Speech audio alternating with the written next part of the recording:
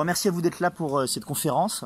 Alors, ce sera sur le thème, donc les différentes tactiques du Comintern, donc notamment les deux plus célèbres qui sont la tactique du Front populaire et la tactique de classe contre classe, et leur actualité aujourd'hui. D'accord?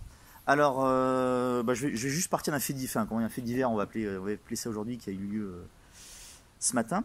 Il y a Yannick Jadot qui a donné une interview au JDD ce matin où donc il appelle à une grande union de la gauche pour 2022 en disant qu'il se tient prêt, qu'il se prépare, donc on est ravis pour lui. Mais surtout il appelle l'union de la gauche et il prend comme modèle, fait intéressant pour nous aujourd'hui, le programme commun des années 70 en disant voilà le programme des communs des années 70. C'était vraiment très bien parce que chacun a apporté sa petite pierre à l'édifice. On a fait un espèce de programme collaboratif, participatif, etc.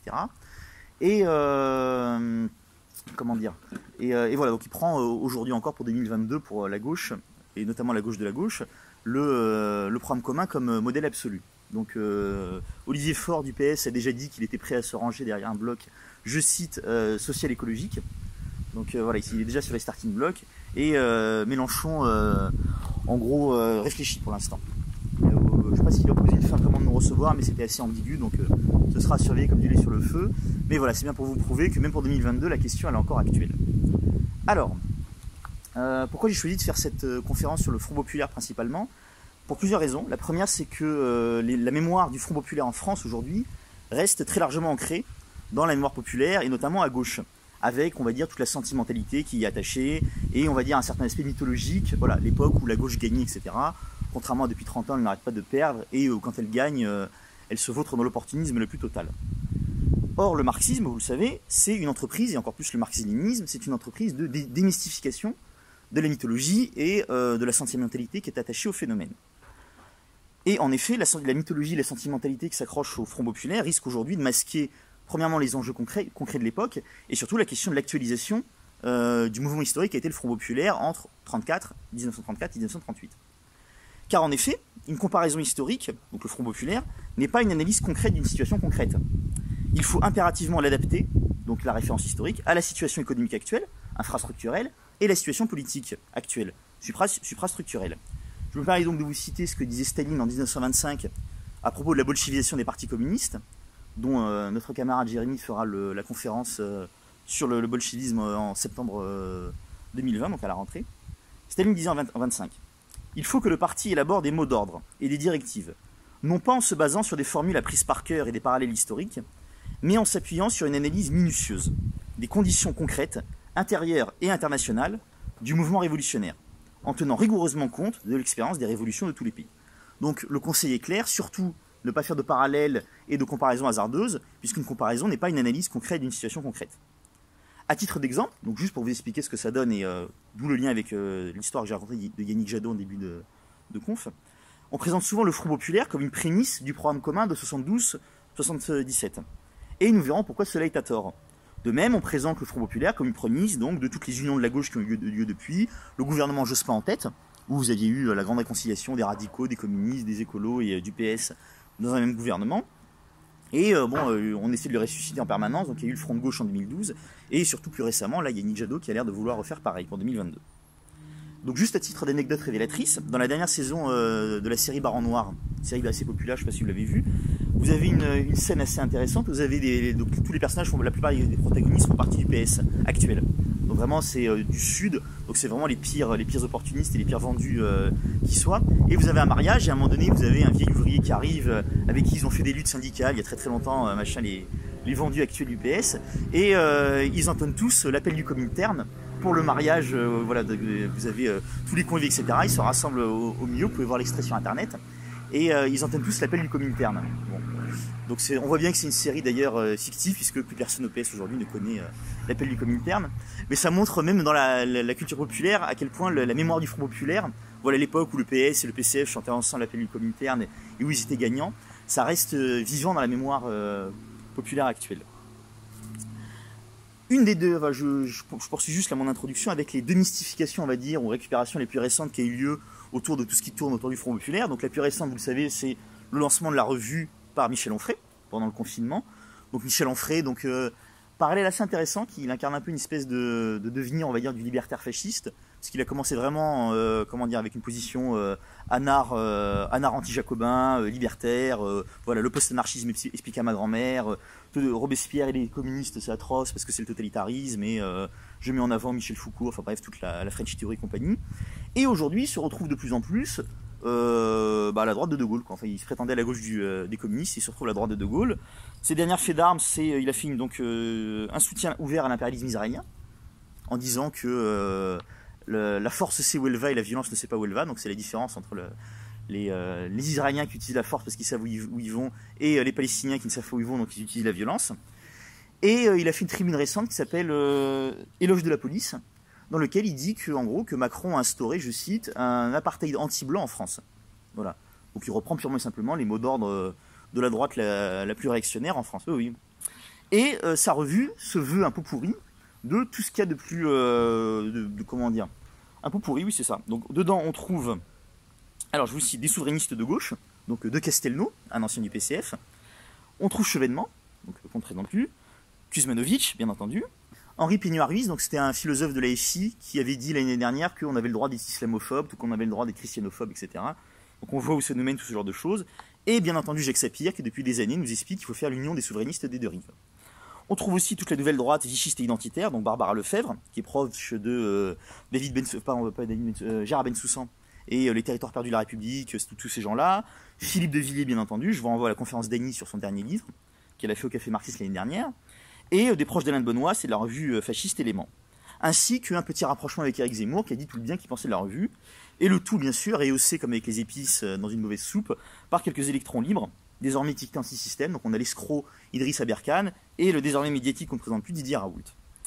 De plus, donc pour ajouter à ça, on a François Ruffin, qui a récemment lancé donc le CNNR, Défense de Rire, Conseil national de la Nouvelle Résistance, avec Gilles Perret, le trotskiste Olivier Besancenot, donc on se demande ce qu'il a bien à faire du CNR, et Pablo Servigne, donc le fameux collapsologue, et Thomas Piketty, donc, qui veut sûrement rajouter une texte-bine à tout ça.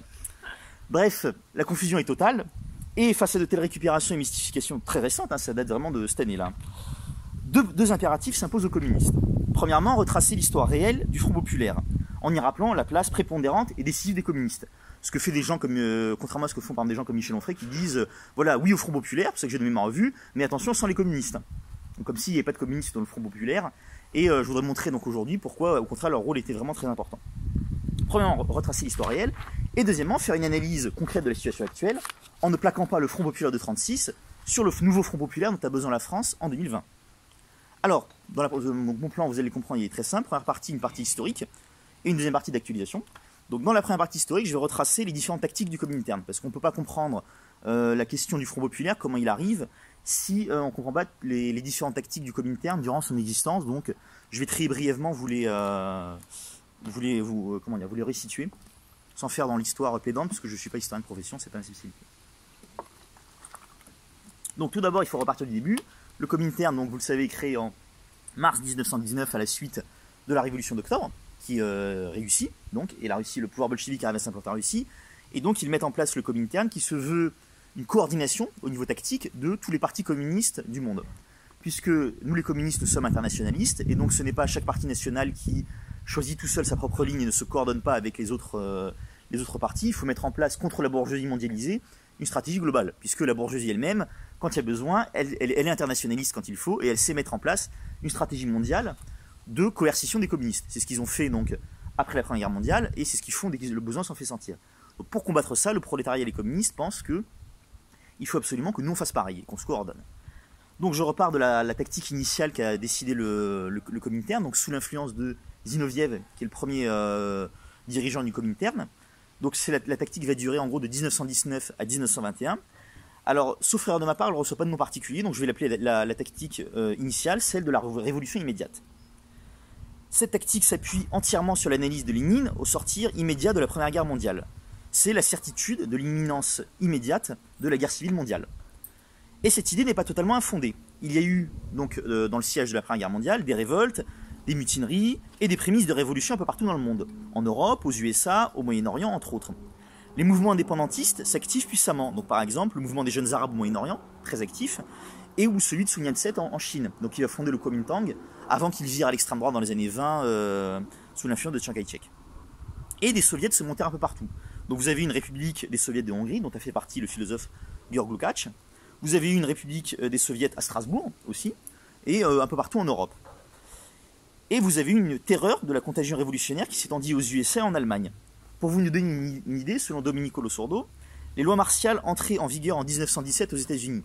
Donc pour faire face à l'entrée en guerre des États-Unis dans la guerre mondiale.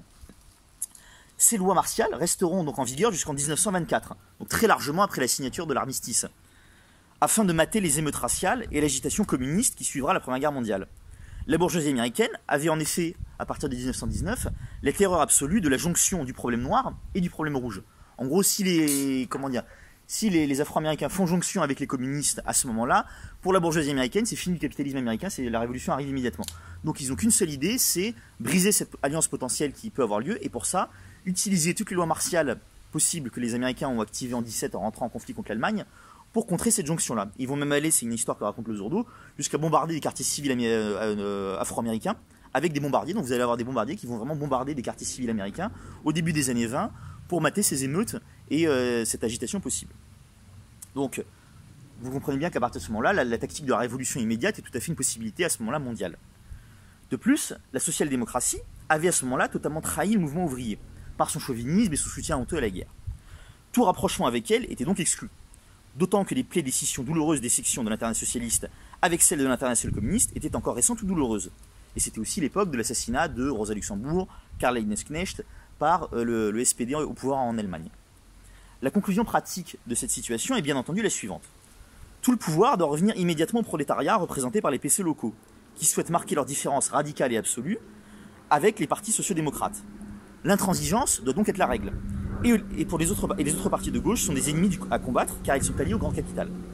Pour l'anecdote, pour vous donner un peu une idée de l'ambiance à ce moment-là, Zinoviev, qui dirigeait donc le Comintern, s'inquiétait à cette époque que le congrès de Tours donnât une majorité au ralliement Comintern.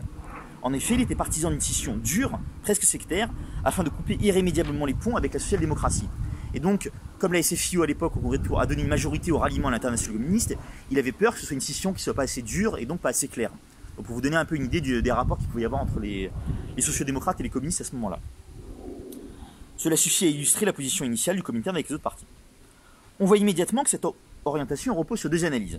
Premièrement, économiquement, le grand capital est au bord du gouffre. Deuxièmement, politiquement, le prolétariat a la possibilité immédiate de prendre le pouvoir.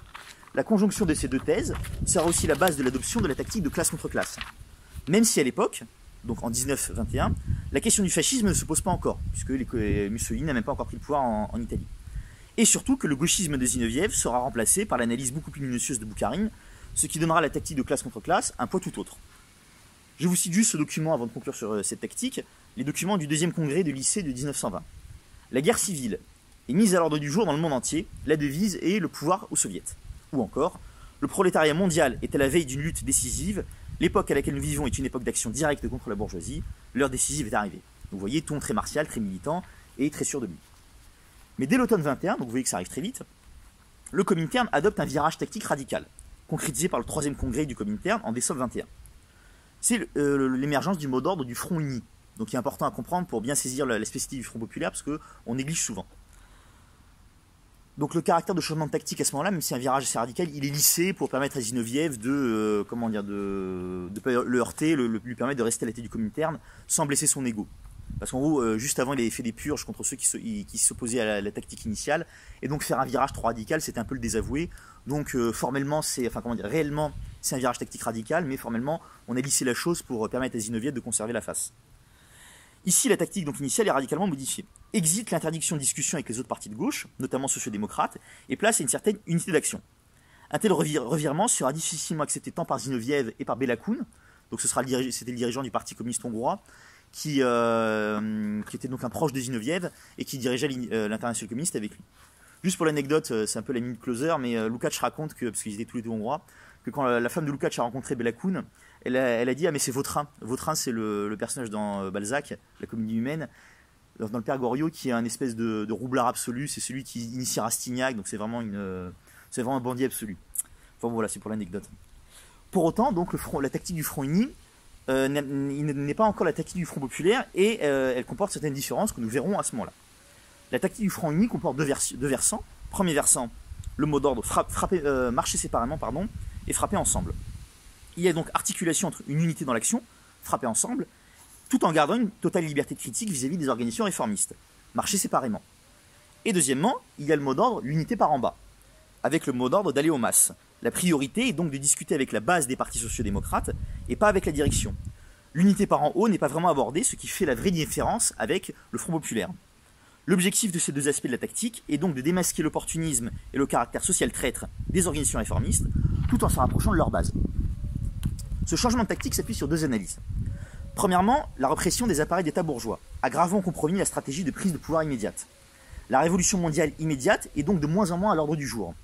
Notons que Zinoviev n'acceptera de renoncer à une révolution immédiate en Allemagne que très tardivement, après l'insurrection ratée de l'automne 24. Donc vous voyez, c'est vraiment très tard par rapport au changement de tactique. Ce qui conduira entre-temps le KPD dans un aventurisme aussi hasardeux que suicidaire. L'arrivée du fascisme en Italie en 22 va donner une assise politique forte à cette tactique du Front uni, même si l'analyse de classe du fascisme sera encore difficile à faire pour le Comintern. C'est-à-dire, ils se poseront la question, est-ce que le fascisme n'est que la prolongation du pouvoir de la bourgeoisie financière, ou bien est-ce que c'est une prise de pouvoir partielle du pouvoir par la petite bourgeoisie réactionnaire? Est-ce que le fascisme n'est que la prolongation de la dictature de la bourgeoisie, ou bien c'est un saut qualitatif? Donc c'est toutes ces questions-là qui seront mises à l'ordre du jour dans le débat autour du Front populaire. Deuxièmement, ce qui appuie la tactique du Front uni, c'est le constat que le réformisme est toujours incroyablement ancré dans de larges portions de la classe ouvrière. Malgré les trahisons, malgré le chauvinisme, malgré la boucherie de la Première Guerre mondiale, les partis sociaux-démocrates gardent une vraie base ouvrière et une vraie base populaire. Les partis communistes, qui se revendiquent donc être le parti du prolétariat, ne peuvent donc faire abstraction de ce fait sans passer pour sectaires aux yeux des masses. Ils ne peuvent donc attaquer les partis sociaux-démocrates comme les autres partis bourgeois. Une certaine unité d'action est donc prévue afin de se rapprocher des masses. Seulement cette unité d'action doit se faire en priorité par la base afin de conquérir les masses ouvrières acquises à la social-démocratie. C'est l'aspect frapper ensemble. Tout en dénonçant impitoyablement la direction des organisations social-démocrates. C'est le mot d'ordre marcher séparément.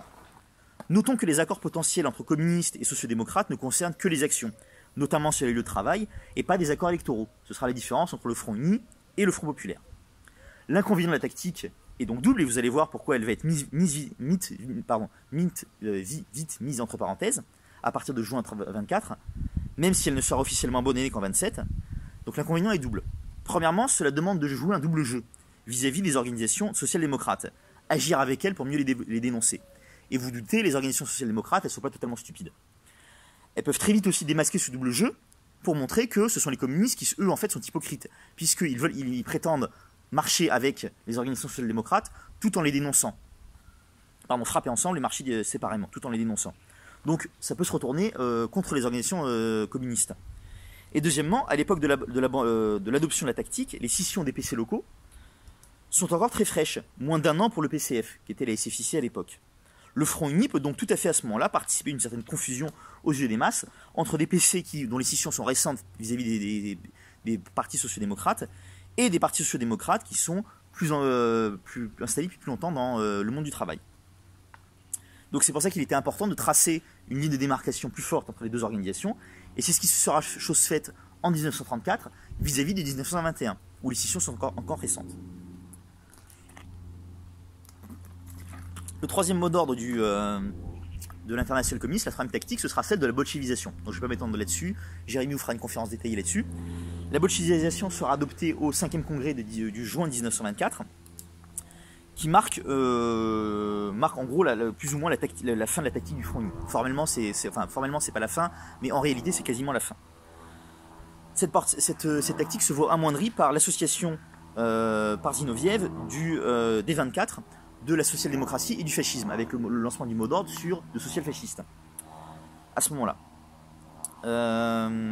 En gros, le mot d'ordre de bolchevisation, il est lancé pour contrecarrer Trotsky, dont en soulignant le passé avéré de Menshevik, en prenant acte du recul mondial de la perspective révolutionnaire, au moins dans une échéance immédiate. Économiquement, cette tactique vise à acter la reprise économique du capitalisme mondial, qui n'est plus au bord du gouffre, comme en 1919, car la croissance économique mondiale repart à la hausse. La bolchevisation, c'est ce qui pose les linéaments de ce que deviendra la tactique de classe contre classe. C'est vraiment une sorte de, quasiment de préparation, comme vous allez le voir. Donc, la tactique de classe contre classe, la fameuse, le mot d'ordre est lancé à l'automne 27. Et il est concrétisé par le 6e congrès de l'été 28. La tactique est assez simple, comme vous allez voir. Il s'agit pour les communistes de se différencier radicalement de la social-démocratie afin d'affirmer aux yeux des masses des frontières qui peuvent sembler floues entre les deux.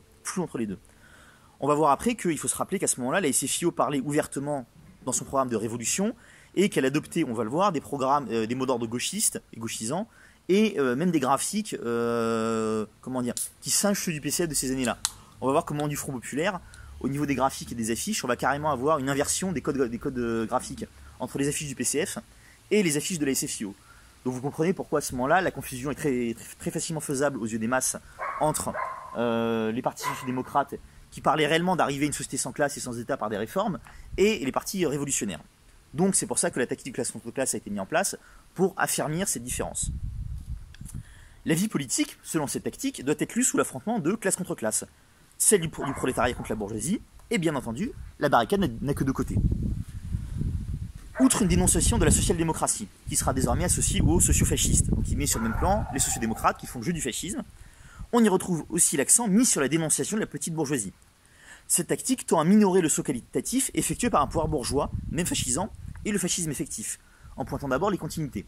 Donc vous voyez que si on l'applique aujourd'hui, en un sens, c'est pas faux. C'est-à-dire que vous avez des continuités entre le fascisme effectif et des processus de fascisation. Donc des gens comme Sarkozy depuis 20 ans, comme Manuel Valls, comme François Hollande, comme Emmanuel Macron, comme Castaner, etc. Ce sont des gens qui ont objectivement amorcé un processus de fascisation que reprendront des gens qui voudront instaurer par exemple en France le fascisme effectif. Néanmoins, on va dire l'inconvénient de la tactique, c'est de ne pas suffisamment marquer le saut qualitatif qui existe. Donc il faut à la fois garder l'idée de continuité entre le processus de fascisation et le passage au fascisme effectif, et le saut qualitatif, où il y a une espèce de radicalisation. On le verra à la fin de la conférence quand j'essaierai d'actualiser ça, plus en détail. Pire, selon cette tactique, et c'est là même où ça devient, on va dire, tendancieux, c'est en gros son point faible, c'est que le passage au fascisme est même présenté comme le stade dernier et ultime du capitalisme, ouvrant donc des perspectives directement révolutionnaires.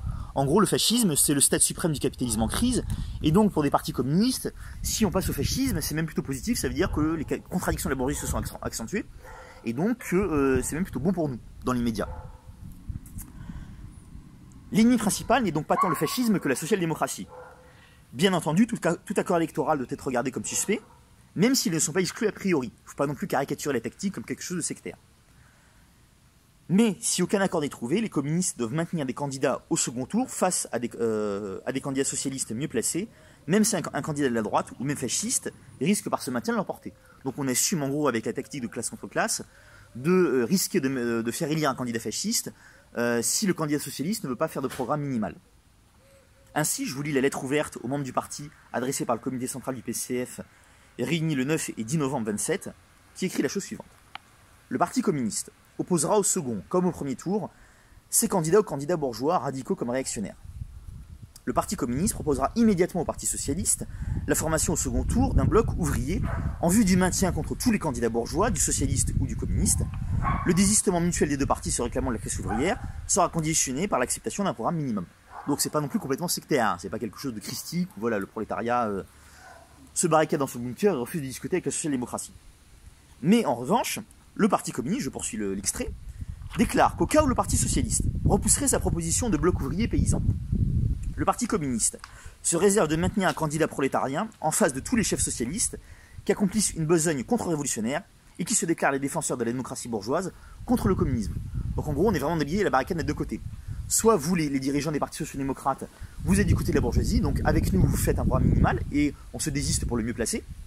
Soit vous, les candidats socialistes, vous êtes du côté de la bourgeoisie, et dans ces cas-là, vous êtes à traiter au même titre que les radicaux, que les fascistes, etc. Donc on va dire que l'inconvénient, c'est quand même de mettre sur le même plan tous ces gens-là, sans faire de distinction interne. Ce sera, on va dire, le point fort de la tactique du Front Populaire. Cette tactique aura du mal à être accédée par le PCF, puisqu'en janvier 28, le comité central ne ratifiera le mot d'ordre de classe contre classe que par 23 voix contre 13. Donc en gros, seulement aux 2 tiers, il y a quand même un gros tiers qui résiste à cette tactique, ce qui est assez énorme pour des votes au comité central à cette période. De plus, l'a refait Barbé-Sellers en 31, je vous y renvoie si vous voulez être plus... Oui, j'ai pas le temps d'expliquer ce que c'est l'affaire Barbé-Sellers. Je vous laisserai regarder sur internet si vous voulez, ou j'enverrai un lien. Montre que la tactique aura du mal à s'implanter dans le parti. Historiquement, le Comintern a voulu imposer cette tactique pour guérir le PCF de ses supposées tendances opportunistes. La tactique de classe contre classe s'imposant effectivement comme une cure radicale contre les tentations d'opportunisme. En tout cas, les résultats concrets de cette tactique sont sur le terrain plus que mitigés pour le PCF, voire même catastrophiques. Pour le KPD, c'est différent, je vous explique tout de suite après, mais là, pour l'instant, pour le PCF, la tactique n'a vraiment pas marché, comme je vais vous montrer. Pour les résultats électoraux législatifs, c'est mitigé. En gros, en 24, donc avant la tactique, ils sont à 800 000 voix, donc c'est 9,88% des inscrits, et 24 députés. En 1828, ils ont franchi la barre des 1 million de voix, donc il y a plutôt un certain progrès, mais c'est le début de la tactique de classe contre classe. Ils sont à 11,27% des suffrages, des inscrits. Par contre, en 32, après installation de la tactique, ils tombent seulement à 800 000 voix, en dessous de 800 000 voix, et à 8,32% des inscrits. Donc électoralement, c'est très mitigé comme résultat. Et vous allez voir qu'au niveau du nombre d'adhérents, c'est une catastrophe, parce qu'en 25, on estime qu'il y avait 60 000 adhérents au PCF. En 1930, donc après application, au bout de 2 ans de la tactique, on tombe à 39 000, et en 31, on est à 30 000 adhérents. Donc, en gros, en 6 ans, la tactique a quasiment divisé par 2 le nombre d'adhérents. De ce point de vue-là, pour le PCF, c'est assez catastrophique. Et même si vous allez voir que pour le KPD, c'est une réussite au contraire. Donc ça, ce sera analysé plus en détail. En tout cas, les bases théoriques de la tactique sont loin d'être impertinentes, puisque la tactique a été mise en place par Boukharin. En effet, le Comintern, sous l'influence des Zinoviev, était jusqu'en 1925 très réticent à admettre que l'économie capitaliste internationale était sur le chemin de la reprise. Ce sera chose pleinement faite, et avec raison, grâce aux nouvelles analyses de Boukharin en 26. Et ce sont ces analyses qui seront la base théorique de la tactique de classe contre classe. En effet, Boukharin et Varga, un autre économiste soviétique, soutiennent au 6e congrès de 28 une série de thèses sur la reprise du capitalisme mondial. Premièrement, croissance sensible de la production dans les économies capitalistes, forme nouvelle de la production comme concentration des entreprises, rôle renforcé de l'État et apparition d'un chômage chronique. Donc vous voyez qu'il y a des éléments contradictoires dans cette reprise du capitalisme mondial, en 1929, donc seulement un an après. Ces mutations du capitalisme sont venues comme nécessitant une dénonciation accrue des sociodémocrates et de ceux qui sont jugés dans les organisations communistes comme étant des conciliateurs. Bref, il s'agit ici de resserrer les rangs, afin de se préparer à une bataille où la barricade n'aura que 2 côtés. Il s'agit donc clairement d'une tactique offensive. Donc vous voyez que même si pour le PCF les résultats n'ont pas été probants, pour le KPD je vais vous expliquer que ce sera beaucoup plus, et en tout cas les bases théoriques de la tactique sont loin d'être absurdes. Néanmoins, le gros problème de cette tactique, ça va être la catastrophe allemande, avec l'arrivée au pouvoir d'Hitler en janvier 1933, et le démantèlement express du KPD en février-mai. Donc on en appelle 3 mois. Le KPD, qui est un des partis les plus puissants du monde communiste, après le Parti socialiste, se fait démanteler sans aucune résistance possible. Donc en gros, factuellement, on aboutit à une catastrophe, ce qui va justifier une forme de révision. Si on regarde, on va dire, d'un point de vue un peu empirique, les résultats électoraux et le nombre d'adhérents, la tactique classe contre classe pour le KPD a été une réussite complète. Je vous donne juste les chiffres. En 24, on était à 2,7 millions de voix pour le KPD. En 28, on est à 3,2 millions. Et en 33, on est quasiment à 6 millions. Donc en gros, grâce à la tactique, ils ont fait plus que doubler leur nombre de voix, ce qui est absolument gigantesque. Et son nombre d'adhérents en 32 est excellent, il y a 320 000 adhérents, contre seulement 30 000 pour le PCF à la même période. Donc en gros, le KPD est 10 fois plus gros que le PCF en 1932. Et en 1928, au début de la tactique, ils étaient seulement 130 000. Donc ça leur a quasiment permis de tripler leur nombre d'adhérents, le KPD. Donc en gros, au niveau des chiffres, que ce soit le nombre d'adhérents ou de voix, les résultats sont très positifs, contrairement au PCF où c'est beaucoup plus mitigé, voire même catastrophique pour le nombre d'adhérents. Néanmoins, il y a le problème du résultat, c'est que ça aboutit à la désintégration totale du KPD, dès l'arrivée d'Hitler au pouvoir. Alors, je reviendrai un peu en détail après, il ne faut pas non plus accuser outre mesure le sectarisme du KPD, parce qu'on peut souvent lire ici, ça et là, et même des fois chez des camarades communistes, que ce qui aurait permis l'arrivée d'Hitler au pouvoir, ce serait le sectarisme du KPD, parce que la tactique de classe contre classe est sectaire par essence, etc. Ça, il faut vraiment s'inscrire en faux contre cette interprétation. Je vais juste vous donner 4 éléments. Le SPD a refusé par 2 fois la proposition de grève générale qu'avait fait le KPD, une fois en juillet 32 et une fois en février 33.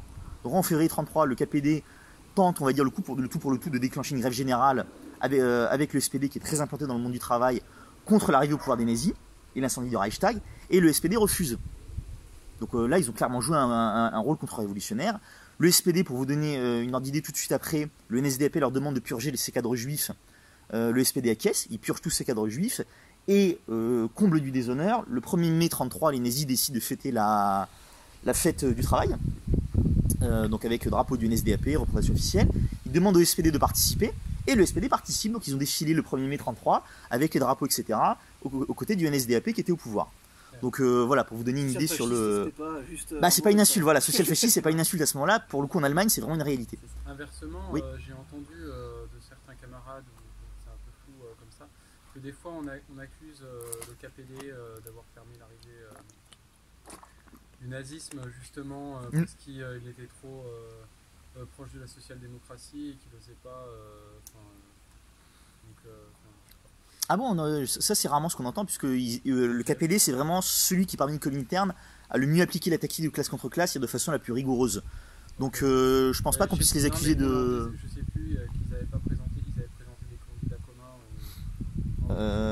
Alors ça il faudra regarder dans les détails, parce que pas du tout à l'élection présidentielle je crois, et pas aux législatives non plus. Il y avait Talman, il y avait changé les conservateurs, il y avait Hitler, et Talman s'est maintenu. C'est ça. Non, on pourra revoir, mais... Ils avaient proposé des alliances... c'est ça, je crois que le SPD a refusé, le SPD à ce moment-là refusait tout, hein. Les grèves générales, les actions, les alliances éventuellement. Il y avait vraiment un caractère, on va dire, très réactionnaire et social-fasciste du SPD à ce moment-là, qui était quasiment dans un mode plutôt mort que rouge, quoi. Bah, les corps francs, c'est un mix, c'est le dirigeant du SPD qui les met en place. Oui, c'est ça, complètement. Puis après, c'est aussi une histoire différente, parce qu'effectivement, le SPD, c'est ceux qui ont assassiné Karl Liebknecht, Rosa Luxembourg, etc. Donc c'est une histoire qui est encore plus sanglante qu'en France, quoi. Alors bon, ça nous amène sur la question du Front Populaire. Comment est-ce qu'il arrive? Alors la révision à partir de ce moment, une fois que vous avez la catastrophe allemande, en gros, vous avez donc l'incendie de Reichstag en février 1933, vous avez le démantèlement express du KPD, Dimitrov, qui était en Allemagne à ce moment-là, se retrouve en prison. Il arrive à gagner son procès contre Göring et Goebbels, où il les humilie complètement en montrant que, tout est truqué, qu'ils n'ont aucune preuve. C'est-à-dire que en gros, le SPD Göring voulait faire un procès grand spectacle avec les caméras, le filmer, le retransmettre en direct. C'était une catastrophe. Göring s'est fait humilier, etc. Il bafouillait même à la tribune. Enfin bref, Dimitrov l'a complètement humilié. Ils sont contraints de relâcher Dimitrov, pas Talman qui mourra en camp de concentration. Dimitrov prend l'avion, il rejoint tout de suite le Moscou. Staline lui confie la direction c'était Molotov qui dirigeait ce moment-là. Staline lui confie la direction du Comintern. Et Dimitrov remarque que depuis un an, en gros, Thorez avec le PCF est en train de mettre en place une nouvelle tactique, celle du Front Populaire, et il l'appuie complètement en disant voilà, il faut qu'on fasse vraiment un virage radical par rapport à la tactique de classe contre classe, qu'on reprenne la tactique du Front uni et qu'on fasse les modifications suivantes. Donc je vais essayer de vous expliquer. Alors l'idée forte et simple, l'idée directrice, c'est contre la montée du fascisme, il est absolument primordial que l'analyse mette désormais l'accent sur le saut qualitatif que constitue vis-à-vis de la démocratie bourgeoise, même fascisante, le passage au fascisme effectif. Parce que dans la tactique classe contre classe, vous avez un peu l'aspect de la démocratie bourgeoise est tellement fascisante qu'en gros, ça change rien à ce qu'on est le fascisme.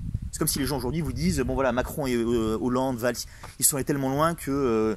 j'ai même entendu, pour vous dire juste l'anecdote, des collègues, donc vraiment les profs SOSDEM, etc., en salle des profs, se demander, bon finalement, est-ce que Marine Le Pen face aux Gilets jaunes, ça aurait été pire que Macron, etc.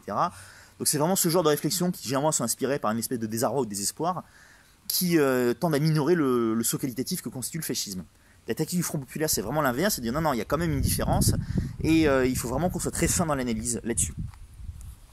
La défense de la démocratie formelle devient donc, pour le Front Populaire, et pour le mouvement ouvrier, une question vitale.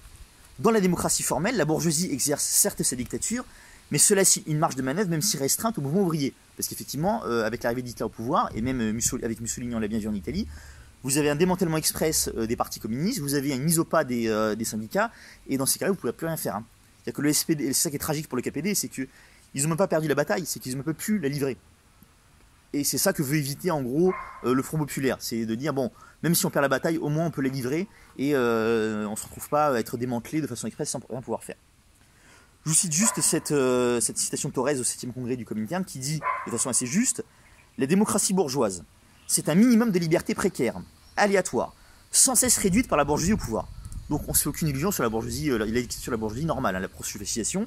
Ce sont des libertés précaires, aléatoires, sans cesse réduites par la bourgeoisie au pouvoir, mais, et c'est l'analyse met désormais l'accent sur ce mais, c'est ce mais qui est intéressant, mais qui offre toutefois à la classe ouvrière, aux masses laborieuses, des possibilités de mobilisation et d'organisation contre le capital. C'est cette marge de manœuvre aléatoire précaire que nous, on doit utiliser au maximum. Pour défendre cette démocratie formelle, il faut aller plus loin que la tactique du Front uni de 21-24. Le Front Populaire, il faut le noter, est un prolongement du Front uni, quoi qu'en disent les trotskistes, parce que les trotskistes, vous savez, eux, ils sont monotactiques. Les trotskistes, en gros, leur analyse, je vous la fais très courte, c'est classe contre classe, c'est du stalinisme, c'est sectaire, et Front Populaire, c'est aussi du stalinisme opportuniste. Donc les deux c'est du stalinisme, c'est à proscrire. Donc les trotskistes sont un peu monotechniques, c'est vraiment que le Front uni. Et donc ils nient en gros que la tactique instaurée par Dimitrov du Front Populaire soit un prolongement de la tactique du Front Uni. Pour eux, c'est un reniement, opportunisme, électoraliste, etc. Ce que ce n'est pas du tout, ce que j'aimerais vous montrer ici. Donc c'est à la fois un prolongement, c'est ce qu'il faut noter, et un approfondissement. Donc il faut vraiment garder les deux éléments en tête. Il s'agit de renouer avec le Front Uni, et d'ailleurs Dimitrov le présente vraiment comme ça. Je vous cite cette phrase-là du Congrès, du 7e Congrès. Le Congrès a pris une ferme résolution sur la nécessité d'appliquer d'une manière nouvelle la tactique du Front Uni. Donc la nécessité d'appliquer d'une manière nouvelle la tactique du Front Uni. Donc il présente ça comme une forme de renouveau, de retour et d'élargissement. Juste par parenthèse pour l'anecdote, mais je pense que c'est important, on peut voir ici l'état de déliquescence de l'UMA et du PCF actuel à ceci. J'avais été tombé sur cet article de l'UMA, qui était paru dans l'UMA, qui date du 6 août 2005, donc qui est très récent, qui rendait hommage à Dimitrov, et où on trouve cette phrase absolument délirante, dans l'UMA, en 2005. Plus encore, Dimitrov, donc avec... 2005, ouais. Dimitrov, donc avec la tactique du Front Uni, récuse le bolchevisme, on tombe de sa chaise, et corrige des conceptions marxistes, le temps est, si l'on peut dire, à la révision générale. Donc là, on tombe de sa chaise, Dimitrov est révisionniste, etc. Là, on a vraiment l'ignorance totale de l'histoire du communisme, puisque l'auteur de cet article fait comme si le Front Uni n'avait jamais existé, en gros.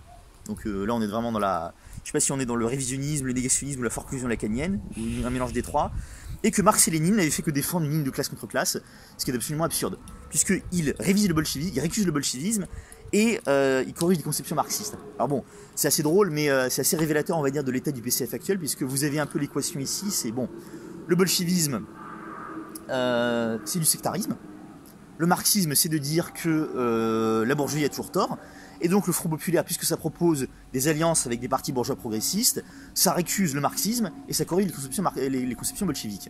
Donc on est vraiment dans la confusion intellectuelle complète. Donc bon, je vous le cite juste pour la MVO, parce que j'étais tombé de ma chaise en préparant cette conférence et en tombant dessus, et ça valait le détour.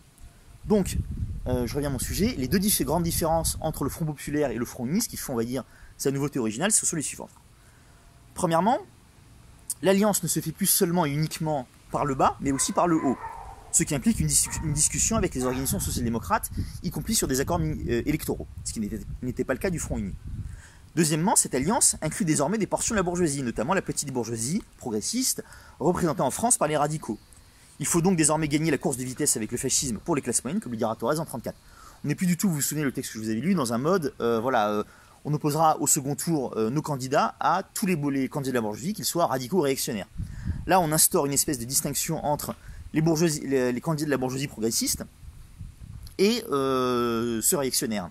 En gros, on dit un fasciste et un candidat radical, ce n'est pas la même chose, et on peut s'allier et faire un accord électoral avec eux, même si on n'a aucune illusion sur eux. En gros, l'analyse et la manœuvre ici tactique, c'est de dire on va utiliser la démocratie formelle, en disant voilà, les communistes et le prolétariat défendent la démocratie formelle, mais la défend, on va dire, en la radicalisant, et mieux que la bourgeoisie progressiste elle-même.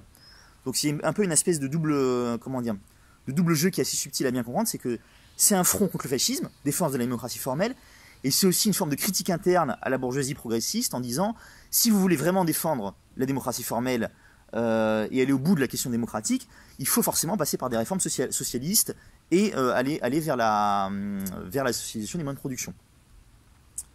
On peut résumer la tactique par la formule suivante de Thorez, donc toujours excellent sur le mot d'ordre de Thorez. L'union par en bas, toujours. Par le haut seulement, jamais. Par le bas et par le haut, quand c'est possible. Donc, par le haut seulement, jamais. Donc vous voyez que les trotskistes ont tort de dire que c'est l'opportunisme électoraliste. Et par le bas et par le haut, quand c'est possible, c'est la vraie nouveauté par rapport à la tactique du Front Uni, qui était union par le bas, toujours. Et seulement ça. Et jamais d'union par le haut. Même si on fait en même temps l'union par le bas. La stratégie est donc clairement défensive. L'objectif n'est plus l'établissement direct et immédiat d'une dictature du prolétariat, mais de conserver les droits démocratiques formels. C'est clairement une stratégie défensive, mais qui doit permettre de reprendre ensuite l'offensive. Donc vous voyez un aspect dialectique, ou même pour le coup purement stratégie militaire, hein, vous défendez pour pouvoir ensuite attaquer. La priorité est ici donnée à l'antifascisme. Pour rappel, dans les années 30, le grand débat qui agite la gauche sur le plan international, c'est le débat entre l'antifascisme et le pacifisme. Pour la faire courte, le premier, donc l'antifascisme, fait de la lutte contre le fascisme l'objectif prioritaire, y compris au risque de guerre avec les pays fascistes. Pour le deuxième, au contraire, c'est la préservation de la paix immédiate qui est l'objectif principal. Et vous voyez que dans la guerre d'Espagne, les deux rentrent en conflit dans la gauche, ça va être le conflit entre les SFIO pacifistes et le PCF antifasciste. C'est que si vous êtes pacifiste, vous dites on n'intervient pas parce que ça risque d'amener la guerre et qu'on ne veut pas de la guerre, donc on laisse Hitler, Salazar, Franco et Mussolini agir tranquillement en Espagne. Et si vous êtes antifasciste, vous dites non, il faut quand même stopper le fascisme à l'échelle internationale, même si ça implique le risque de guerre à ce moment-là. Au final, donc si on passe au bilan, sur la question du bilan concret, sur les chiffres, le bilan du Front Populaire en France est extrêmement positif pour le PCF. Le PCF passe de 800 000 électeurs à 1,5 million, donc vous avez un doublement du nombre d'électeurs, donc il passe de 8,32% à 15,26%. La SFIO se tasse électoralement, elle fait le même score, et les radicaux sont littéralement siphonnés du quart de leurs électeurs. Le PCF passe de 10 à 72 députés, et les radicaux fondent de 160 à 110 députés. C'est donc, si on prend les résultats, un glissement total sur la gauche qu'opère cette élection. Les radicaux chutent, le PCF double et la SFIO stagne. La grève de juin 36, très importante, qui va s'en suivre, bien que non déclenchée par le PCF, est très bien gérée par ses cadres, qui sont bien implantés dans les syndicats et le monde du travail. Et donc ça va leur permettre d'engranger ensuite un succès faramineux au niveau du nombre d'adhérents, puisque vous allez voir, le PCF va passer en 4 ans de 30 000 adhérents en 33 à 320 000 en 37. Donc en gros, ils ont multiplié par 10 leur nombre d'adhérents, ce qui est absolument gigantesque. Par comparaison, la SFIO progresse aussi, mais elle passe seulement de 120 000 adhérents à 200 000. Donc en gros, le PCF avant les accords, avant le Front Populaire, était 4 fois plus petit que la SFIO, il se retrouve 2 fois plus gros après. Donc il y a vraiment une inversion du rapport de force.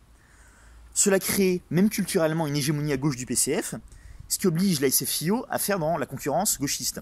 C'est ce que je vous ai dit quand je vous ai dit à l'époque, enfin au début de la conférence, là, que à ce moment-là, il y avait une confusion des slogans. Bon, par exemple, juste pour vous la dire parce qu'elle est drôle, Vincent Auriol, qui était je crois, le ministre du budget de la SFIO, il avait sorti le mot d'ordre pendant la campagne: les banques, je les ferme, les banquiers, je les enferme. Donc, belle punchline, il aurait dû faire du rap. Et donc vous voyez, on est vraiment dans le slogan gauchiste, genre voilà, plus communiste que moi tu meurs, puisque les banques, je les ferme et les banquiers, je les enferme. Et stylistiquement, je vais vous montrer les deux affiches suivantes. Alors, si j'imprime en noir et blanc, malheureusement vous n'allez pas le voir, mais il y a une inversion des styles graphiques durant la période. Donc vous avez ici l'affiche du PCF à l'époque, donc c'est Torres, c'est ça, avec sa famille. Pour que la famille soit heureuse, votez communiste. Donc l'affiche, vous ne le voyez pas là, mais elle est en noir, elle est en bleu et avec du blanc. Et vous avez juste rouge ici, sur communiste. Donc vous avez plutôt une affiche traditionnelle, calme, au repos, mise en avant des valeurs familiales, etc. Et à côté, c'est une affiche des jeunesses socialistes, donc d'un an après, qui met en avant une affiche vraiment révolutionnaire, des styles révolutionnaires, parce que vous avez la Genève, vous avez les drapeaux sont rouges, etc. Donc c'est vraiment, voilà, plus révolutionnaire que moi, tu meurs. Donc c'est une époque assez ambiguë, on va dire, à ce moment-là, même au niveau des styles graphiques, parce que vous avez des inversions de ton et de styles graphiques, et même des slogans. Et ceci nous amène au point le plus important, que j'avais abordé en introduction sur la question du programme commun, c'est l'aspect révolutionnaire du Front Populaire, non déplaise aux trotskistes, à la différence du programme commun de 72-77. Et d'ailleurs, c'est pour ça que ça a eu des résultats inverses. En effet, en 1936, il n'y avait aucun programme commun au premier tour, à la différence de 74. C'est qu'en 74, en gros, ils se sont mis autour d'une table, donc ils ont fait une alliance par en haut et pas par en bas.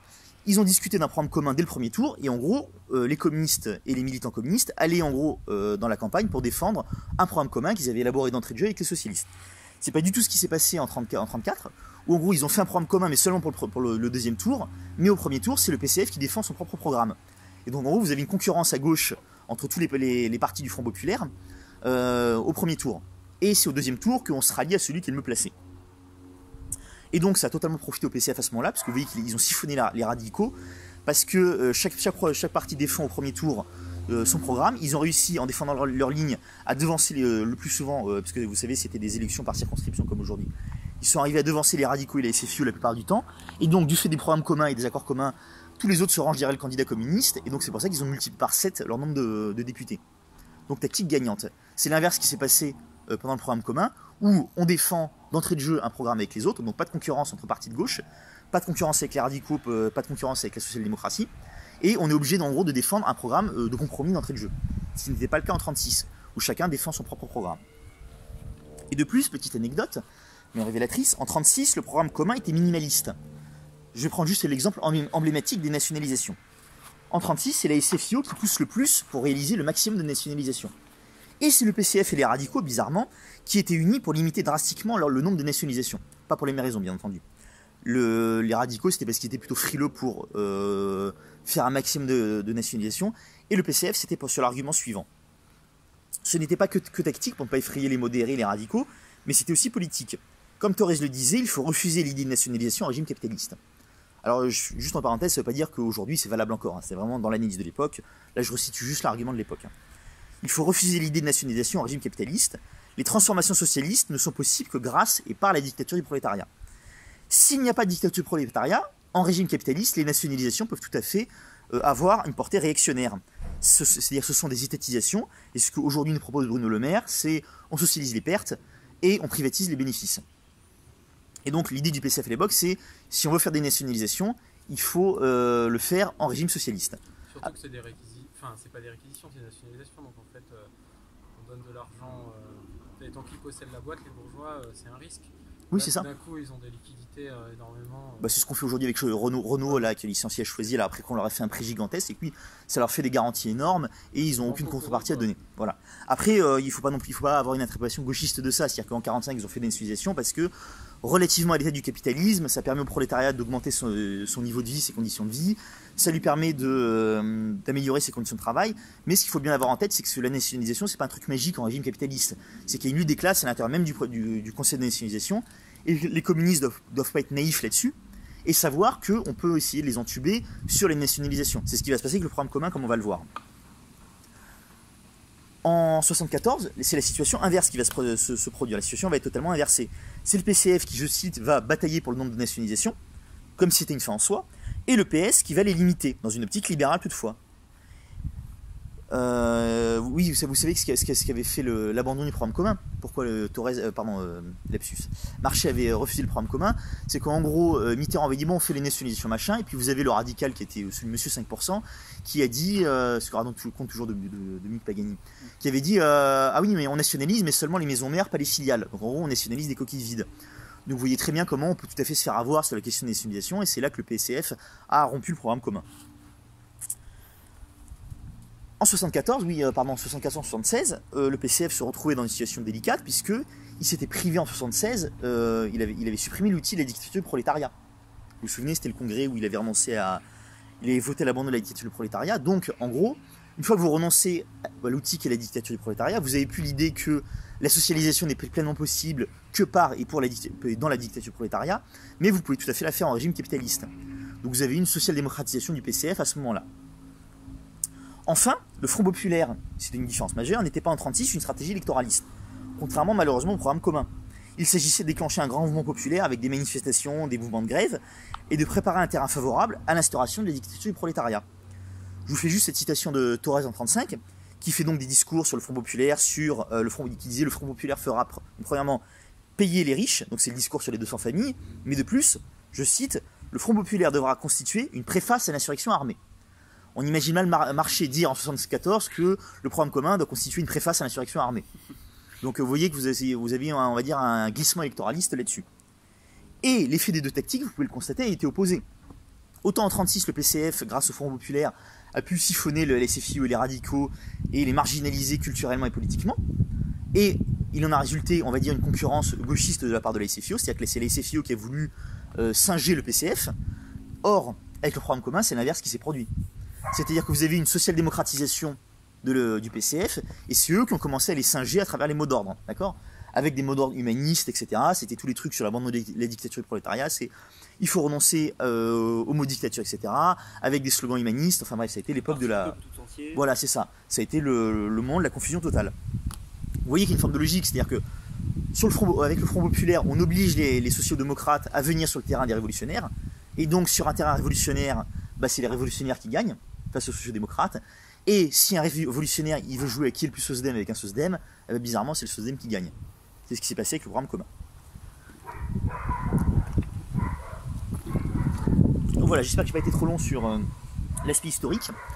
Maintenant je vais passer à la deuxième partie de cette formation sur la question de l'actualisation. Tout ça c'est bien beau, mais maintenant il faut essayer d'actualiser, je regarde juste l'heure, il faut essayer d'actualiser le débat et ces questions-là. T'as 20 minutes. Oh, je veux me priver. Alors tout d'abord, tu vas voir, ça va aller assez vite. Je pense que ce qu'il faut vraiment pour avoir un débat serein sur la tactique classe contre classe, Front populaire, il faut déjà dire ce qu'elles ne sont pas et ne pas les caricaturer. Ni les diaboliser a priori, ni les sacraliser a priori. Il n'y a pas d'opposition métaphysique entre les deux d'ailleurs, comme le montrent les dates de transition entre chaque tactique et chaque phase, puisque vous avez toujours une phase de transition qui peut des fois être d'un an et demi entre chaque tactique. Donc c'est bien la preuve qu'il n'y a pas d'essence des tactiques. Elles s'opposent, ces deux tactiques, comme s'opposent l'attaque et la défense. un parti communiste qui exclurait ou l'un ou l'autre a priori, en disant on fait que de la classe contre classe ou que du Front populaire, serait aussi ridicule qu'une armée qui dirait on fait que attaquer ou que défendre. Non, il faut savoir faire les deux quand on est une bonne armée, et quand on est un bon parti communiste, il faut savoir faire les deux, et alterner les techniques quand c'est nécessaire. De plus, et c'est là que ça devient intéressant, chacune des deux tactiques possède un sens large et un sens restreint. C'est-à-dire que là, ce qu'on a fait, c'est qu'on a exploré, on va dire, les tactiques empiriquement, mais vous allez voir qu'il y a une logique derrière tout ça. Le sens restreint de chaque tactique est celui des périodes où ont été appliqués les mots d'ordre par le Comintern, à savoir en 27-34 pour le classe contre classe et en 34-38 pour le Front populaire. Mais on voit aussi qu'au sens large, la logique du Front populaire, et pas seulement le mot d'ordre du Front populaire, sa logique, a été à l'œuvre dans le Front uni en 21-24. Il a été aussi à l'œuvre pendant la Grande Guerre patriotique en 42-45, où l'antifascisme a été remis en avant dans la défense de l'URSS, et aussi durant le CNR, où les radicaux discrédités par la collaboration ont été remplacés par les gauchistes, par les gaullistes, lapsus, qui représentaient la petite bourgeoisie traditionnelle. Le plus souvent, la logique du Front populaire est une tactique défensive, où le parti tente de faire des alliances pour pouvoir ensuite reprendre l'offensive. Ce risque objectif est bien entendu l'opportunisme, comme avec le programme commun ou toutes les unions de la gauche. Mais la logique de classe contre classe est aussi à l'œuvre dans la tactique initiale du Comintern, en 19-21, durant la bolchevisation, en 24-26, puis durant la période de 38, 41-42. Bien sûr, une même logique doit être adaptée aux circonstances concrètes. La tactique de classe contre classe, ou plutôt sa logique, la logique de classe contre classe, est une tactique offensive, utile lorsque le capitalisme est en position de faiblesse, et défensive lorsqu'il est primordial pour les partis communistes de se démarquer franchement des sociodémocrates. Bien sûr, son risque objectif, c'est le sectarisme, comme cela a été le cas avec la tactique prônée par Zinoviev. Pour un débat serein, donc, la tactique de classe contre classe ne doit pas être comprise de façon sectaire, comme une position christique où le prolétariat emprunterait de façon solitaire son chemin de croix messianique, en faisant son échappée belle par rapport aux autres classes. Au contraire, il s'agit de marquer la spécificité des intérêts du prolétariat vis-à-vis des autres classes, et de bien distinguer aux yeux des masses les communistes des socialistes et autres sociotraîtres. En période de confusionnisme total, cette technique n'est pas déplacée. Par ailleurs, peut-on qualifier honnêtement de sectaire les propositions du KPD au SPD de lancer des appels à la grève des générales en juillet 32, tout comme en février 33 ? C'est la lâcheté des dirigeants du SPD et leur complaisance avec le nazisme qui lui a permis de gagner la bataille contre le prolétariat, plus que le prétendu sectarisme du KPD. C'est le SPD qui a validé sa participation à la manifestation du 1er mai 33, organisée par le NSDAP, et qui a accepté l'injonction de purger sa direction de ses cadres juifs. L'expression social-fasciste à cette époque n'était pas une insulte, mais une réalité objective. De plus, les textes du PCF que je vous ai cités montrent bien que la tactique de classe contre classe n'exclut pas des alliances avec la social-démocratie. Je vous laisserai les relire ou les regarder. A l'inverse, le Front populaire ne doit pas être compris, comme le font les trotskistes, comme de l'opportunisme électoraliste, ou une grande confusion avec les sociodémocrates, les bourgeois modérés comme les radicaux. Voilà, on est tous au mariage et on chante l'appel du Comintern comme des grands enfants. La mise en avant de l'idée de nation par le PCF en 1934 non plus doit être compris comme une tentative de disputer à la droite ce concept. Ce n'est pas, comme le veulent les trotskistes, une régression nationaliste. Toute histoire n'est que l'histoire de la lutte des classes. Cela signifie que pas plus que la religion, la nation n'est une réalité monolithique et n'a une histoire autonome. Son histoire n'est que l'histoire de la lutte des classes qui la traverse, et le Front populaire vise donc à adopter vis-à-vis de la nation une analyse de classe, et c'est en cela qu'elle est un outil précieux. Donc, je vous ai expliqué aujourd'hui la question de la pertinence d'un Front populaire actuel et la position du PRCF sur le sujet. La pertinence d'un nouveau Front populaire doit aujourd'hui être posée sans dogmatisme aucun. En effet, à l'heure actuelle, le mouvement ouvrier est clairement sur la défensive, ce qui justifie la pertinence d'un Front populaire actualisé. De plus, le processus de fascisation du pouvoir est avancé, ce qui est un autre argument, et on doit mettre en avant le saut qualitatif que constituerait le passage au fascisme effectif. La démocratie formelle tend de plus en plus, depuis 30 ans, à être vidée de sa substance. L'avantage d'une tactique de Front populaire est de bien mettre l'accent sur le saut qualitatif entre les deux.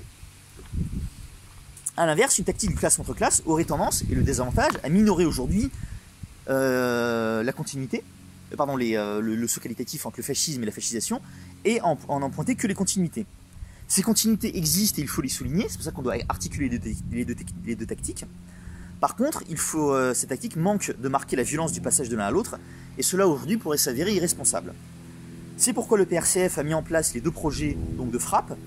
Le premier, donc, c'est notre projet le plus ancien, qui est le Front de rassemblement antifasciste, progressiste, populaire et écologiste, afin de rassembler toutes les organisations progressistes et souverainistes. Et le deuxième, c'est celui qui s'appelle d'Agapé, Alliance pour une gauche antifasciste, patriotique, populaire et écologique, où on remet en avant le concept de gauche, et il a été lancé notamment après les européennes, pour tenter de contrer, on va dire, toutes les tendances que vous avez sur le souverainisme de gauche, d'alliance des souverainistes des deux rives. C'était l'époque où Kuzmanovic faisait et Jacques Sapir mettaient vraiment ça en avant, et on voit où ils ont fini tous les deux. Et aussi Clémentine Autain. Parce que ça c'était un moment, c'est par rapport au Big Bang. Oui, c'était aussi par rapport, effectivement, ça c'était sur, on va dire, sur les souverainistes de gauche, et vous aviez aussi les gauchistes comme Clémentine Autain et les autres qui voulaient lancer le Big Bang de la gauche pour tout reformer et tout refonder. Cependant, donc, pour nuancer cet aspect-là, nous vivons aussi une époque de grande confusion politique. C'est pour ça qu'on doit vraiment aussi faire attention à bien marquer nos différences vis-à-vis de la social-démocratie. Les tendances révolutionnaires aujourd'hui ne sont pas clairement démarquées des tendances réformistes, et les deux cohabitent sans trop de contradictions dans une même organisation. Je ne donnerai pas d'exemple, mais vous en avez plein en tête. Une ligne de classe contre classe pourrait donc être un antidote à ce problème. Cela étant, ceci doit être tempéré puisque le problème actuel de la confusion entre révolutionnaires et sociodémocrates est inverse à celui des années 20 et 30. Dans les années 20 et 30, c'est les réformistes qui singent les mots d'ordre, les graphiques et les attitudes des révolutionnaires. Aujourd'hui, c'est l'inverse. On le voit avec le PCF actuel, c'est les organisations qui devraient être révolutionnaires qui singent de plus en plus les sociodémocrates et les réformistes. De plus, et ça il faut le noter, l'époque a énormément changé. Il n'y a plus d'URSS, il n'y a plus de Comintern, et il n'y a plus de vrai parti communiste de masse et de classe. Les partis sociodémocrates, donc la SFIO, à l'époque, avaient une vraie base ouvrière en 1936, ce qui justifiait la tactique, pour leur siphonner leur base ouvrière. Mais le PS n'a plus de base ouvrière depuis bien longtemps. Et si la France insoumise a attiré un certain nombre d'ouvriers en 2017, la situation semble aujourd'hui beaucoup plus complexe. Il faudra donc surveiller de près la structure du vote ouvrier de la FI pour juger de son caractère de classe. Pour l'instant, ça reste ouvert. Ajoutons, pour finir, ça c'est un peu ce qui s'est passé ces 2 derniers mois, que la FI a pu s'allier avec des listes PS pour les municipales de 2020. C'est ce qu'ils ont fait par exemple à Marseille. La question de la rupture totale avec des listes avec le PS n'est aujourd'hui plus tranchée de façon uniforme au niveau national. Certaines listes se sont alliées avec le PS, d'autres ont catégoriquement refusé. Bref, aujourd'hui pour la FI, autant de chefs-lieux, autant de tactiques. Par ailleurs, ça il faut le noter, les radicaux ont aujourd'hui complètement fondu. Tout comme les gaullistes. Aujourd'hui, qui est gaulliste de façon historique, tout le monde se revendique du général de Gaulle, mais sur la doctrine gaulliste, on va dire historique, moi je vois plus personne aujourd'hui. Sauf peut-être Asselineau, mais bon, vu ses résultats, ça reste groupusculaire. Et ce n'est pas un hasard. La base sociale des gaullistes et des radicaux, qui étaient les couches moyennes traditionnelles, les agriculteurs, les petits commerçants, les artisans, les femmes catholiques et les femmes catholiques, ont complètement fondu. Ils ont été réduits à une peau de chagrin sociologique. À leur place ont émergé les nouvelles couches moyennes, constituées de professions intermédiaires, de cadres, d'ingénieurs, de certains fonctionnaires, comme les professeurs, ce qui a profondément changé les rapports de force politiques. Les Gilets jaunes ont refusé toute politisation dans des partis au début du mouvement. La tâche des communistes est donc prioritairement de ramener ces Gilets jaunes qui ont refusé la politisation dans des organisations politiques communistes, plus peut-être que de récupérer ceux des organisations concurrentes, qui de toute façon sont aujourd'hui rachitiques. De plus, contrairement à 1936, les implantations des organisations politiques dans les entreprises et les syndicats sont très faibles. Citez-moi une seule organisation qui a aujourd'hui politique qui a une implantation dans les syndicats très forte. Le PCF, c'est ridicule. La FI n'a quasiment rien. Le NPA, j'en parle même pas. Il n'y a que LO à qui on peut reconnaître, malgré leur taille, d'avoir des gens que vous pouvez rencontrer qui sont implantés dans le monde du travail et les syndicats. Mais sinon, à gauche, c'est niet. Ça n'a rien à voir avec les années 20 et 30, où même les sociodémocrates étaient très implantés dans les cellules d'entreprise, dans les syndicats, etc. Par ailleurs, il faut aussi réfléchir sur la spécificité du fascisme contemporain par rapport à son homologue de l'entre-deux-guerres. Le fascisme historique était principalement marqué par son anticommunisme, à tel point qu'on a pu définir le fascisme comme étant le stade suprême de l'anticommunisme, c'est-à-dire le moyen de rétorsion le plus violent, le plus terroriste que le capitalisme peut utiliser pour combattre le communisme. Comme le disait Dimitrov en 1935, je cite, « Le fascisme, ce n'est pas un pouvoir au-dessus des classes, ni le pouvoir de la petite bourgeoisie, ou des éléments déclassés du prolétariat sur le capital financier. Le fascisme, c'est le pouvoir du capital financier lui-même. C'est l'organisation de la répression terroriste, je souligne terroriste, contre la classe ouvrière et la partie révolutionnaire de la paysannerie et des intellectuels. » Fin de citation. Il est ici primordial de distinguer anticommunisme de non-communisme ou de acommunisme. Je pense que ça c'est vraiment quelque chose d'important pour aujourd'hui. On peut ne pas être communiste pour d'excellentes raisons. On va pas faire un procès aux gens parce qu'ils sont pas communistes. C'est pas un problème en soi. Mais l'anticommunisme n'est pas le fait de ne pas être communiste, ou même le fait de s'opposer au communisme sur tel ou tel point particulier. C'est le fait de s'opposer de façon systématique et méthodique au communisme. Je m'explique. C'est cet élément qui fait la différence entre l'anticommunisme et le non-communisme, et le caractère toujours criminel et fascisant du premier. Un chrétien sincère, par exemple, ou n'importe quel croyant, peut tout à fait avoir de bonnes raisons d'être non communiste, en contestant au communisme la prétention d'incarner un universalisme réel ou effectif. Avec lui, le débat fraternel est possible, car il ne nie ni l'universalisme, ni l'humanisme en soi. Il nie simplement que le communisme puisse l'incarner, ce qui est très différent. De même, un savant positiviste honnête ou un néo-kantien intègre peut tout à fait avoir de bonnes raisons de contester au communisme d'incarner une forme de rationalité complète et totale.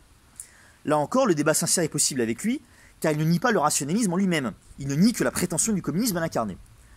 Avec l'anticommunisme, la situation est radicalement différente. C'est le rationalisme et l'universalisme eux-mêmes que l'anticommuniste nie. Il ne s'oppose pas par accident au communisme, comme le fait le non-communiste, mais par essence. Son opposition au communisme est systématique, au contraire du non-communisme.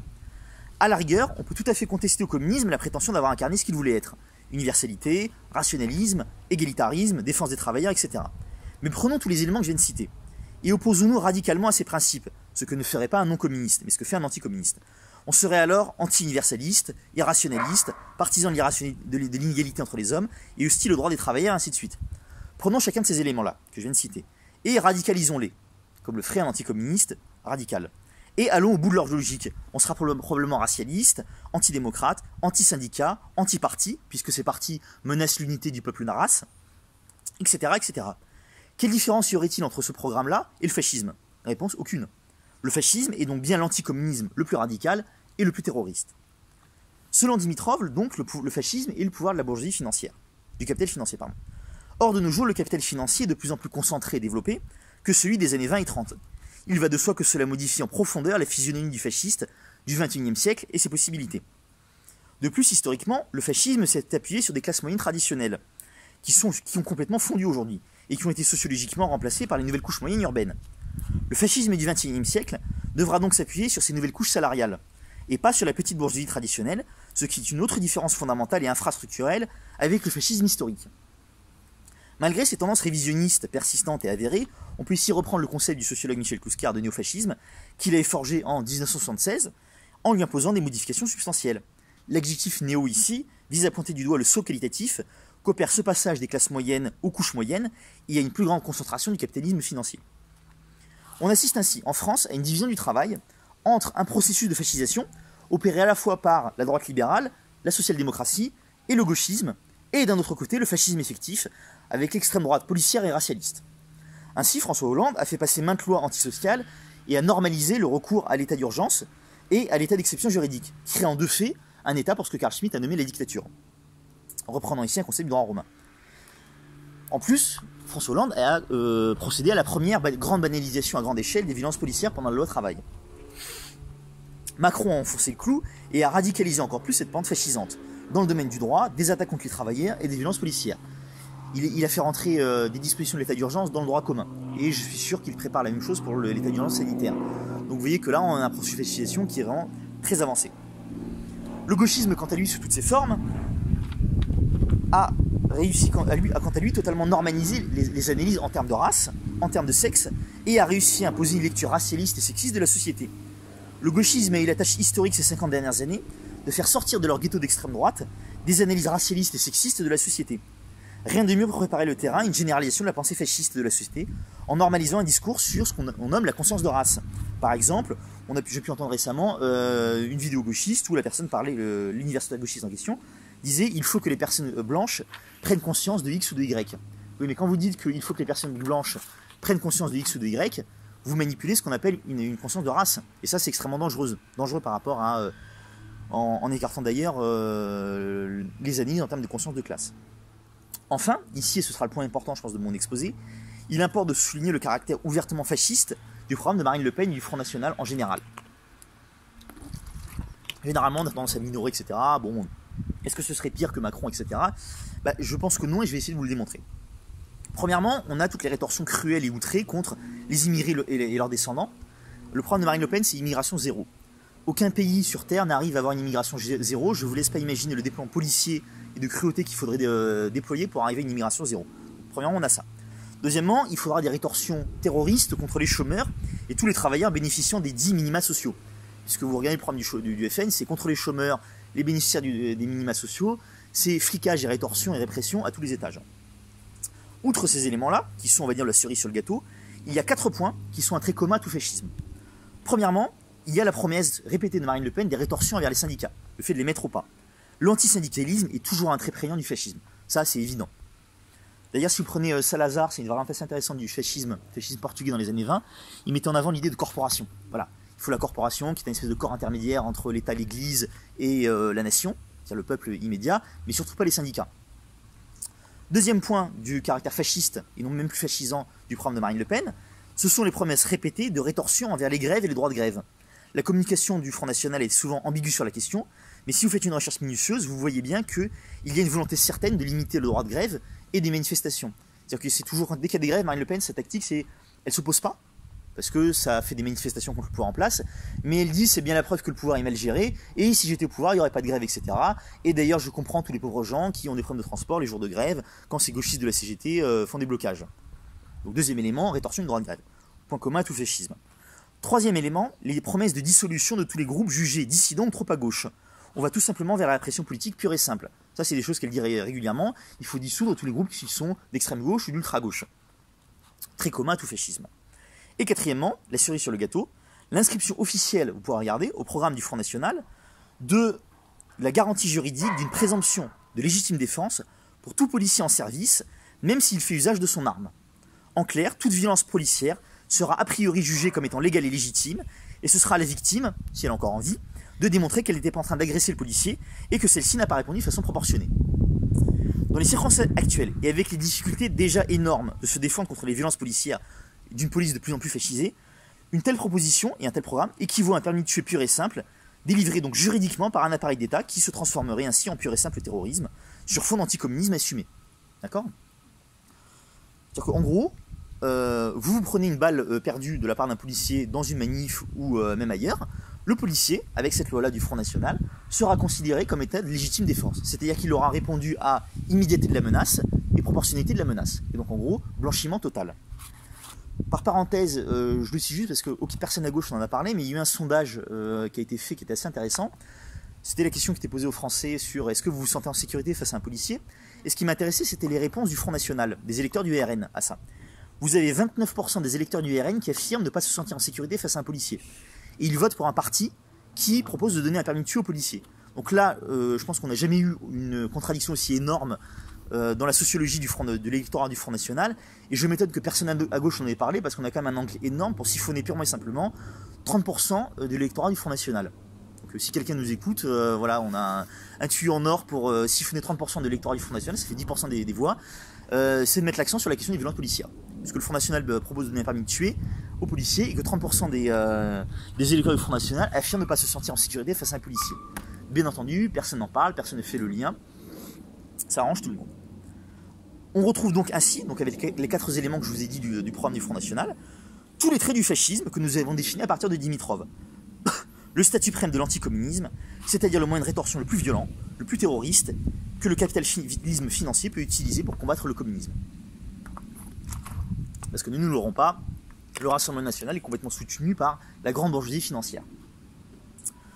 Enfin, une dernière analyse avant de conclure sur la question du salariat s'impose aujourd'hui. Le salariat était loin d'être aussi majoritaire aujourd'hui qu'en 1936. Mais les salariés en 1936 étaient plus souvent regroupés dans des grandes unités de production, contrairement à aujourd'hui, ce qui facilitait l'émergence d'une conscience de classe. On assiste depuis 20-30 ans en France à un phénomène paradoxal. Autant le grand capital continue à se concentrer comme jamais. Là-dessus, les lois de Marx et de Lénine ne se sont pas infirmées. Autant, le développement énorme de franchises, de sous-traitance, etc., et d'autres phénomènes que je vais vous lister, a permis en réalité de réduire la taille des unités de production. Bien que ces unités de production soient en réalité de plus en plus reliées entre elles et dépendantes les unes des autres. Depuis plus de 20 ans, les entreprises sont de plus en plus nombreuses en France à créer des franchises, elles en créent plus et produisent plus de chiffre d'affaires. Je ne sais pas si vous connaissez le principe d'une franchise, j'explique pour ceux qui ne connaissent pas. En gros, vous êtes un grand groupe, vous n'avez pas envie de vous emboucaner à gérer la paperasserie, etc. Vous souhaitez vous étendre rapidement. Vous payez des gens qui ont un petit pécule de départ, qui sont des petits bourgeois, qui veulent monter leur entreprise.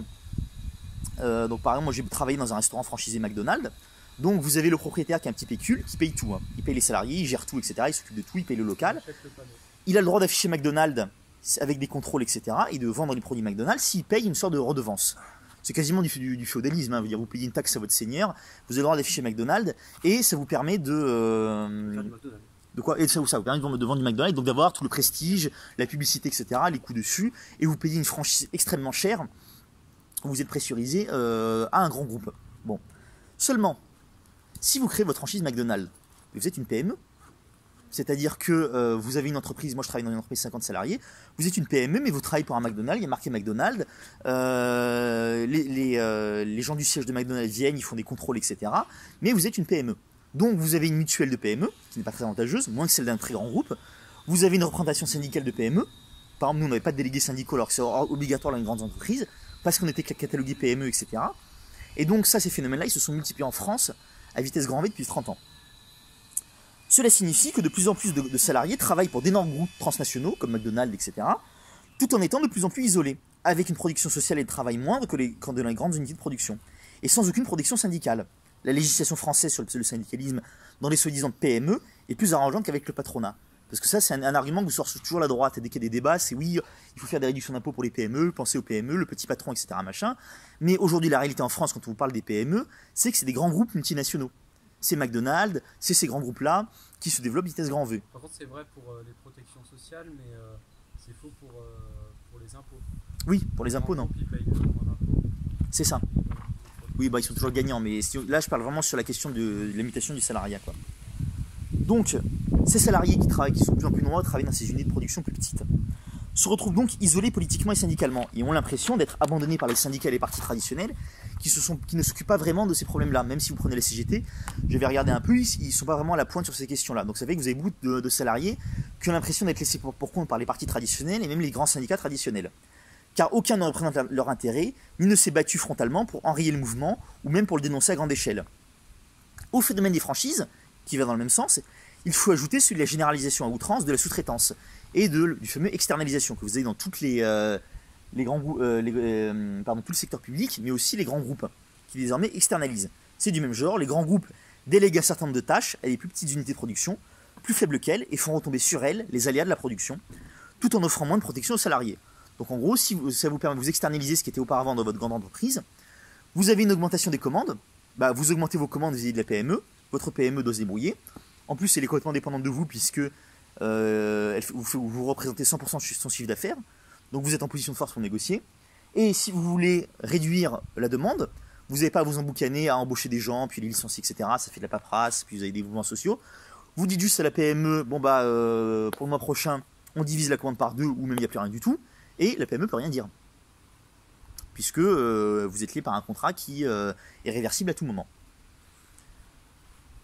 On a assez peu remarqué et assez peu noté la corrélation possible, je ne parle pas de causalité, mais je parle juste pour l'instant de corrélation, entre la montée du vote FN, populisme de gauche parmi les classes populaires, et ce phénomène infrastructurel de grande ampleur. Surtout que ce phénomène-là a été aggravé et même s'est conjugué à des politiques d'urbanisation mises en place dans les années 70-80, celle de la promotion de la zone urbaine, de la zone pavillonnaire résidentielle, ce mixte étrange entre la ville et la campagne qui n'est ni l'un ni l'autre. Ce phénomène a aggravé ce processus d'isolement mis en place sur le lieu de production en le prolongeant sur le lieu d'habitat, où le travail est coupé de la plupart des éléments de la vie de quartier classique, dont bénéficiait pourtant le prolétariat dans les années 30. Ces deux éléments ont contribué à accorder une importance démesurée aux médias d'information, que sont la télévision et Internet, dans la prise de conscience politique du prolétariat. Ajoutons enfin pour conclure cette brève analyse, avec l'émergence de l'ubérisation, la création d'emplois sans contrat de travail pour des travailleurs qui travaillent pour une grande plateforme. Donc alors la création pour l'instant aujourd'hui elle est relativement marginale dans le travail, dans l'économie, et peut-être que la crise du Covid l'a liquidée complètement ou l'a compromis dans sa croissance, il faudra voir. Là je ne me prononce pas sur l'avenir, je me prononce juste sur les 4 ou 5 années passées où on a vu l'émergence de ce mode de travail-là, qui va dans le même sens que l'externalisation, la sous-traitance, que le phénomène des franchises, etc. On peut lire ici ou là que l'émergence de l'ubérisation bouleverserait la lutte des classes, voire même que ces travailleurs ubérisés ne seraient pas des salariés ou des prolétaires, mais des petits bourgeois. C'est vraiment ce qu'on peut lire à droite à gauche. Il faut s'inscrire absolument en faux contre cette interprétation. Il est tout d'abord évident que les travailleurs ubérisés sont des prolétaires. En effet, ils ne possèdent pas leur moyen de production. Je rappelle que c'est la définition de base du prolétaire. Car dans leur activité, le moyen de production primordial n'est pas le vélo des livreurs ou la voiture des chauffeurs, qu'ils doivent acheter bien souvent à crédit et que même parfois ils louent très cher, mais le moyen de production, c'est le service offert par la plateforme. Et là, pour le coup, c'est évident qu'ils ne sont pas propriétaires. On ne saurait donc en aucun cas les assimiler des petits bourgeois, mais bien des prolétaires. Qui plus est, ils sont salariés de plein droit. Ils sont simplement payés comme au XIXe siècle, à la tâche et non à l'heure, et sans contrat de travail. S'ils ne sont pas salariés, alors les ouvriers journaliers du XIXe siècle, qui étaient payés à la tâche et à la journée, ne le sont pas non plus. Qui oserait sérieusement les traiter de petits bourgeois, ces ouvriers du XIXe siècle payés à la tâche, sans être ridicules? Donc c'est bien évident que les prolétaires ubérisés sont des prolétaires, et donc qui ont pleinement leur place dans le parti du prolétariat en tant que prolétaires, sans avoir besoin de leur tendre la main comme si c'était des petits bourgeois. Si donc, et ce sera ma conclusion, il doit y avoir Front Populaire en 2020, il ne se fera donc pas prioritairement sur la base d'accords avec des organisations politiques, ni sur de larges alliances avec d'autres classes sociales, même si ces alliances sont importantes, mais d'abord et avant tout sur la base d'une réunion du prolétariat, à la fois plus éclatée que jamais, mais aussi plus élargie. Comprendre cette contradiction serait le meilleur moyen de reprendre espoir et d'aborder la lutte des classes sur de bonnes bases. Répétons une dernière fois pour conclure le mot d'ordre de Torres de 1936, toujours d'actualité. L'union par en bas, toujours. Par le haut seulement, jamais. Par le bas et par le haut quand c'est possible. Je vous remercie.